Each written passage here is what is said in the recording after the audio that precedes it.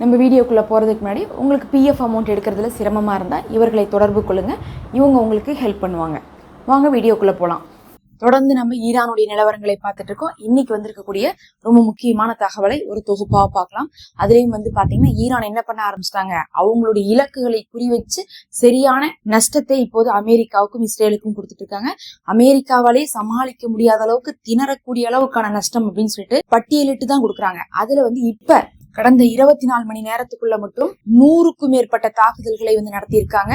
Iran தரப்புல இருந்து எங்க நடத்தியிருக்காங்கன்னு பார்க்கும்போது அமெரிக்கா மற்றும் இஸ்ரேல்ல இருக்கக்கூடிய தொழில் நிறுவனத்துக்கு நடத்தியிருக்காங்க. எதுக்காக இந்த நிறுவனத்துக்கு எல்லாம் நடத்துறாங்கன்னு பார்க்கும்போது அவங்க என்ன பண்றாங்கன்னா ஈரான் மக்களை அழிக்கிறதுக்கு தேவையான தகவல்கள் தொழில்நுட்பத்தை அவங்கதான் கொடுத்திருக்காங்க. அது இல்லாம பணத்தையும் அவங்கதான் செலவு பண்ணிட்டு இருக்காங்க. இதுல யாரெல்லாம் வராங்கன்னு பார்த்தா உங்களுக்கே தெரியும். கண்டிப்பா டெஸ்லா வருவாங்க. எலான் மஸ்குடைய டெஸ்லா பாத்தீங்கன்னா அவங்கதான் இன்டர்நெட் சர்வீஸ் எல்லாம் கொடுத்து அதுக்கப்புறம் மக்களுக்குள்ள புரட்சியெல்லாம் ஏற்படுத்தி விட்டு நிறைய தேவையில்லாத வேலையெல்லாம் பண்ணிட்டு இருந்தாங்க. அது இல்லாம ஆப்பிள் நிறுவனம், மைக்ரோசாப்ட், HP, Facebook, கூகுள், இன்னும் அதே போல ஒரு சில நிறுவனங்கள் இருக்கு. இவங்க எல்லாத்தையுமே லிஸ்ட் போட்டு ஈரான் அறிவிச்சுட்டு அதுக்கப்புறம் என்ன பண்றாங்க, அந்த இடத்துல எல்லாம் தாக்குதல் நடத்துறாங்க.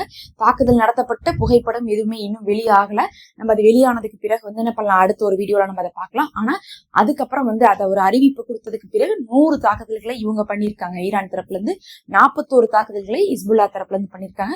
இஸ்புல்லாவும் பாத்தீங்கன்னா பாதிக்கு பாதி என்ன பண்றாங்க, தாக்குதல் பண்றாங்க. ஆனா அவங்க ஏவுறதெல்லாம் பெருசா பேலிஸ்டிக் ஏவுகணைகள் கிடையாது.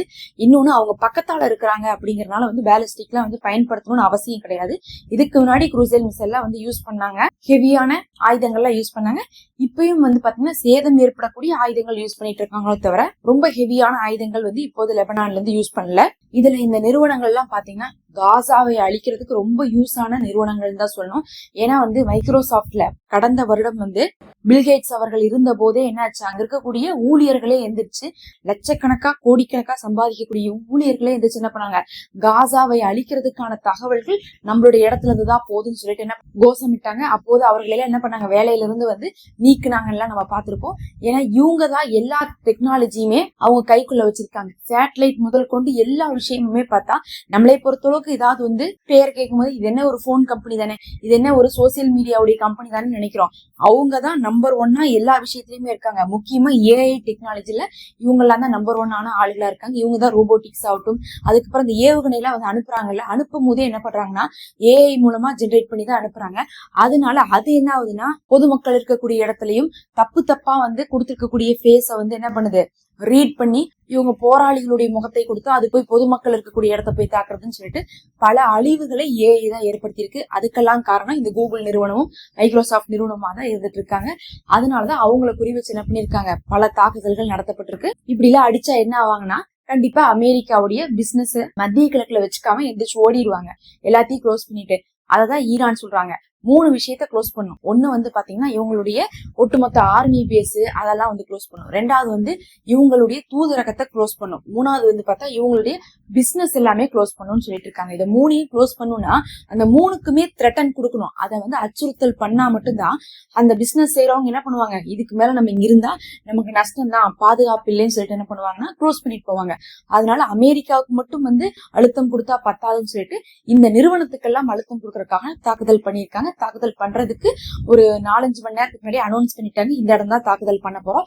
அதனால அங்க இருக்கக்கூடிய ஊழியர்கள் வெளியேறிடுங்கன்னு சொல்லிட்டாங்க. அவங்கள பொறுத்தளவுக்கு இத்தனை பேர்த்த அழிக்கணும் அப்படிங்கிற கணக்கெல்லாம் இல்ல. இஸ்ரேலுக்கும் அமெரிக்காவுக்கும் பார்த்தா ஈவிரக்கம் இல்லாம அந்த மாதிரி தாக்குதல் பண்ணாலும் ஈரானை பொறுத்தளவுக்கு நாம ராணுவத்தை சேர்ந்தவங்களை மட்டும் சொல்லாம அடிப்போம். மற்றபடி பொதுமக்கள் இருக்கக்கூடிய இடத்த சொல்லிட்டு மக்களை வெளியேற வச்சுட்டு அதுக்கப்புறம் அடிப்போம். அந்த இடத்த அடிச்சா போதும், அந்த இடத்த விட்டு அவங்க என்ன பண்ணும், அவங்க நாட்டுக்கே தப்பி ஓடட்டும்னு சொல்லிட்டு தான் இந்த தாக்குதல் எல்லாம் பண்ணிருக்காங்க. அடுத்து இன்னைக்கு பார்க்கும்போது ட்ரம்ப் டெய்லி பாத்தீங்கன்னா ஒரு நாளைக்கு 12 மணி நேரத்துக்கு ஒரு தடவை பேட்டி கொடுத்துருவாரு. ஒரு பேட்டிக்கும் இன்னொரு பேட்டிக்கும் சம்பந்தமே இருக்காது. இந்த தடவை என்ன பேட்டி கொடுத்திருக்காங்கன்னா முஜ்தபா கொமேனி அவர்கள் எங்கள்கிட்ட சமாதானத்துக்கு அழைச்சிருக்காங்கன்னு சொல்லியிருக்காங்க. அதாவது பெசக்சியன் அவர்கள் ஒரு விதமா என்ன சொல்லியிருந்தாருன்னா, ஆமா நாங்க சமாதானத்தை ட்ரை பண்றோங்கிற மாதிரி பேசியிருந்தாரு. பெசக்சியன் மட்டும்தான் அதை பேசியிருந்தாரோ தவிர மற்றபடி IRGC இல்ல எங்களுக்கு போர் நிக்கணும்னு அவசியம் இல்ல, நாங்க இலக்குகளை அடையாம நிறுத்த மாட்டோம்னு சொல்லியிருந்தாங்க. அப்படி இருக்கும்போது IRGC உடைய தலைமையாக இருக்கக்கூடிய முஜ்தபா கோமேனி அவர்கள் இவங்கள்ட்ட சமாதானத்தை கெஞ்சுறாங்கன்னு சொல்றது நம்புற மாதிரியே இல்ல. ஃபர்ஸ்ட் கோமேனி அவர்களே இந்த அமெரிக்காவுடைய ஆட்கள்கிட்ட பேசினதே இல்லையாமா. போன்லயும் பேசினது இல்ல, நேர்லயும் பேசினது இல்ல.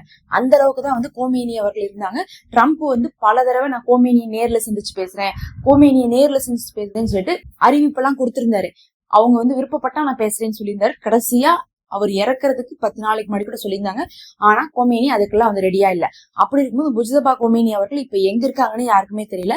ரெண்டாவது வந்து பாத்தீங்கன்னா அவங்க ஃபேமிலியே வந்து இந்த மாதிரி இந்த ஜியோனிச நாடுகளோடு நம்ம தொடர்பு வச்சு கூடாது அப்படிங்கறதை வந்து ஒரு குறிக்கோளா வச்சிருக்கனால முஜ்தபா கோமேனி அவர்கள் இவங்கள்ட்ட கெஞ்சுறாங்கன்னு சொல்றதெல்லாம் ஒரு பொய்யான தகவல். அது ஒருவேளை முஜ்தபா கோமேனி அவர்களை வெளியே கொண்டு வரதுக்காக அமெரிக்கா சொல்லியிருக்கக்கூடிய காரணமா கூட இருக்கலாம். எல்லாத்துக்கு மேல ட்ரம்ப் இந்த போரை நிறுத்த முடியல, சமாதானம் வரமாட்டேங்குது, அது என்ன பண்றதுன்னே தெரியாம ஒவ்வொரு பேட்டிக்கும் ஒவ்வொரு மாதிரி வந்து உளறிட்டு இருக்காரு.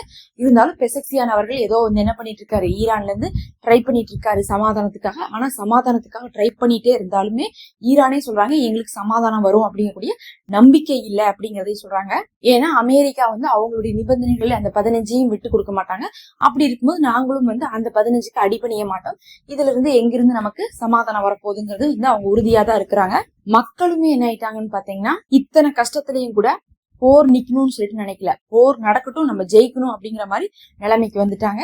ஈரானுக்கு இந்த போர்ல எவ்வளவு நஷ்டம்னு கேட்டீங்கன்னா ஒரு 20-30 வருஷம் பின்னோக்கி போயிட்டாங்க. அததான் ட்ரம்ப் சொல்றாரு, ஒரு 20-30 வருஷம் பின்னோக்கி கொண்டு போயிட்டுமே எங்களுக்கு இதுதான் இந்த போருடைய வெற்றி.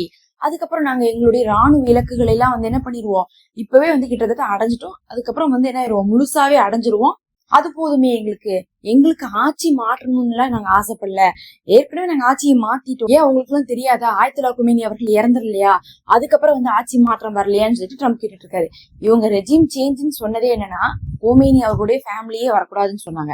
ஆனா இப்ப என்ன சொல்றாங்க, ஆயத்துல்லா கொமேனி அவர்கள் வந்து இறந்து ஆட்சி மாற்றம் வந்ததே, முஜ்தபா கொமேனி அவர்கள் வந்ததே ஆட்சி மாறிடுச்சு அப்படிங்கிற மாதிரி என்ன பண்றாங்க, இவங்களுடைய ஸ்டாண்டர்டை வந்து மாத்துறாங்க. இப்ப அதாவது இலக்குகளே அடைய முடியல, அதனால என்ன பண்ணிடுறாங்கன்னா முன்னாடி கொடுத்த அறிவிப்புக்கும் இப்பத்திக்கும் நிறைய வித்தியாசங்கள் இருக்கு. மாத்துவோம் ஆட்சின்னு சொல்லிட்டு இருந்தவங்க இப்ப ஆட்சி நாங்க மாத்திட்டுமே, நாங்க இததான் ஆட்சி மாற்றோம்னு சொன்னோம் அப்படிங்கிறாங்க. 20 வருஷம் பின்னோக்கி கொண்டு போயிட்டுமே, அதுவே எங்களுக்கு போர்ல வெற்றி தானே, அதுக்காக தான் நாங்க போய் போர் செஞ்சோங்கிறாங்க. இனி அவங்க 20-30 வருஷம் ரெடி ஆகிதான் வரணும் அப்படிங்கிறாங்க. அதுலயும் வந்து பார்க்கும்போது அணு ஆயுதம் உற்பத்தி செய்யக்கூடிய இடங்கள் எல்லாமே வந்து அழிக்கப்பட்டிருச்சுன்னு சொல்றாங்க. அதுக்கான எந்த ஒரு ஆதாரத்தையுமே ட்ரம்ப் வந்து இதுவரையும் அமெரிக்கா தரப்புல இருந்தோ இஸ்ரேல் தரப்புல இருந்தோ கொடுக்கல. ஆனா அவங்க என்ன சொல்றாங்கன்னா, நாங்க அணு ஆயுதம் உற்பத்தி செய்யக்கூடிய இடம், யுரேனியம் என்ரிச்டான பிளேஸ் எல்லாம் வந்து என்ன பண்ணிருக்கோம், நாங்க வந்து அழிச்சிட்டோங்கிறாங்க. அழிச்சிருந்தாங்கன்னா அதெல்லாம் வந்து பாத்தீங்கன்னா தாரத்தப்பட்ட போட்டு என்ன பண்ணிருப்பாங்க, உலகத்துக்கே அனௌன்ஸ் பண்ணிருப்பாங்க. அவங்க அங்க போய் தாக்குதல் நடத்தினாங்க. ஆனா அந்த இடத்துல அணு ஆயுதம் இருந்துச்சா அப்படிங்கறதே சந்தேகம் அவங்களுக்கு. எல்லாத்துக்கு மேல அந்த யுரேனியம் எந்த இடத்துல வச்சிருக்காங்கன்னு இவங்களுக்கு தெரியவே இல்லை.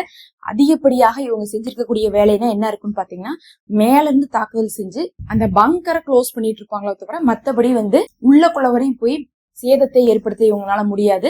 இது போன தடவை 12 நாள் போர்லயே இவங்க செஞ்சதுதான். இவங்க B2 பாமர் வரை கொண்டு போய் போட்டாச்சு, அப்ப கூட சாதிக்க முடியலன்னா அவங்களுடைய யுரேனியம் எந்த அளவுக்கு வந்து சேஃபா வச்சிருப்பாங்கன்னு பாருங்க.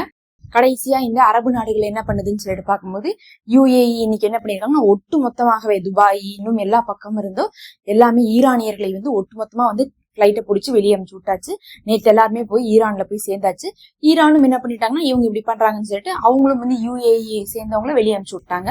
இது இல்லாம வந்து பார்த்தா சவுதியை பத்தி என்ன சொல்லியிருக்காங்கன்னா, ஈரான் வந்து அவங்க எங்களுடைய நட்பு நாடுதான், அவங்க மேல நாங்க பாசம் வச்சிருக்கோம், ஆனா வந்து பார்த்தா அவங்க அமெரிக்கர்களுக்கு இடம் கொடுக்கறதா இப்ப பிரச்சனையா இருக்கு, அந்த ஜியோனிசர்களை வந்து வெளியேற்றுங்க, நாங்க உங்களோட எப்போதுமே அன்பாதான் இருப்போம், நாங்க வந்து எப்பயுமே உங்களிடத்துல விரோதம் பாராட்ட மாட்டோம் அப்படிங்கிற மாதிரி ஈரான் தரப்புல இருந்து சொல்லியிருக்காங்க. என்ன சொன்னாலும் சவுதியும் UAE வந்து முழுசா எடுத்துக்க மாட்டாங்க. இதெல்லாம் தான் இப்ப வந்து முக்கியமான தகவல். நம்ம அடுத்த ஒரு காணொலியில சந்திப்போம்.